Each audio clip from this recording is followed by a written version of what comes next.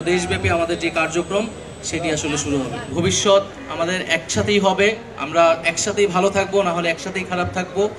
একসাথেই আমরা লড়াই করে বাংলাদেশটাকে একটা জায়গায় নিয়ে যাব। পুলিশের কাজটা পুলিশকেই করতে দিতে হবে, আমরা নিজেরা কেউ আইন হাতে তুলে নেব না। আজকে জাতীয় নাগরিক পার্টি এনসিপির পক্ষ থেকে ক্ষুদ্র এই প্রচেষ্টা, আমরা সাধারণ মানুষের সাথে আমাদের যে ইফতারের আয়োজন সেটি ভাগাভাগি করতেই এই আয়োজন, এবং আমরা চেষ্টা করব পুরো মাসব্যাপী এই আয়োজনটা ধারাবাহিকতা রক্ষা করার।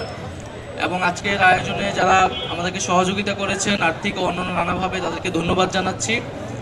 আমরা শুধু একটি কথাই বলবো যে রমজান মাস চলতেছে, রমজান আমাদেরকে আত্মসংযম এবং ধৈর্য এবং সহনশীলতার শিক্ষা দেয়, আমরা সেটা ধারণ করব। আমরা সমাজে সম্প্রীতি এবং সহিষ্ণুতার যেই শিক্ষা ইসলাম আমাদেরকে দেয়, সেটা আমরা এই শুধু রমজান মাস নয়, পুরো বছরব্যাপী আমরা সেটা চর্চা করব, এবং আমাদের সমাজে যাতে সম্প্রীতি এবং শান্তি প্রতিষ্ঠা হয় সেই জন্য আমরা কাজ করব। আমাদের সমাজে এখন আমরা নানা রকম অস্থিরতা দেখতে পাচ্ছি, আইন শৃঙ্খলার পরিস্থিতিরও উন্নয়ন ঘটেনি আমাদের আকাঙ্ক্ষা অনুযায়ী। তো আমাদের আহ্বান থাকবে এবং আমাদের প্রত্যাশা থাকবে আমরা সকলেই সহযোগিতা করব, এবং পুলিশকে অবশ্যই সক্রিয় হতে হবে, পুলিশের কাজটা পুলিশকেই করতে দিতে হবে।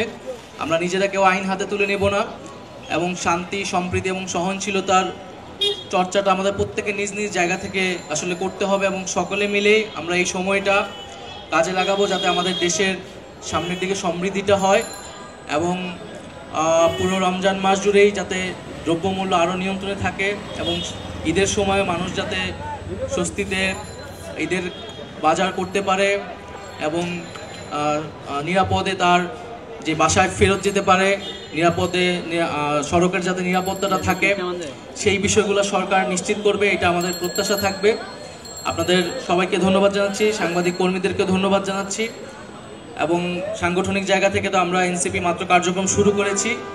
রমজান মাস হচ্ছে আমাদের খুব বেশ বড় কোনো কর্মসূচি থাকবে না, আমরা মূলত আমাদের গঠনতন্ত্র এবং আমাদের পরবর্তী পরিকল্পনা এবং সাংগঠনিক যে কার্যক্রম সেটাই করব আমরা, এবং হয়তো রমজান মাসের পরে আমাদের পুরো দেশব্যাপী আমাদের যে কার্যক্রম সেটি আসলে শুরু হবে। তো আজকে সবাইকে ধন্যবাদ জানাচ্ছি আপনাদেরকে আসার জন্য, এবং যারা এখানে ইফতারে এসেছেন, আমাদের ক্ষুদ্র প্রচেষ্টা থেকে আমরা আপনাদের সাথে শরীক হতে এসেছি, এবং সামনের দিনগুলোতেও আমাদের সুখ দুঃখ সব কিছুই আমরা এই দেশের জনগণের সাথে ভাগাভাগি করে নিব। আমরা একসাথে রাজপথে ছিলাম, সামনে আমাদের ভবিষ্যৎ আমাদের একসাথেই হবে, আমরা একসাথেই ভালো থাকবো, না হলে একসাথেই খারাপ থাকবো।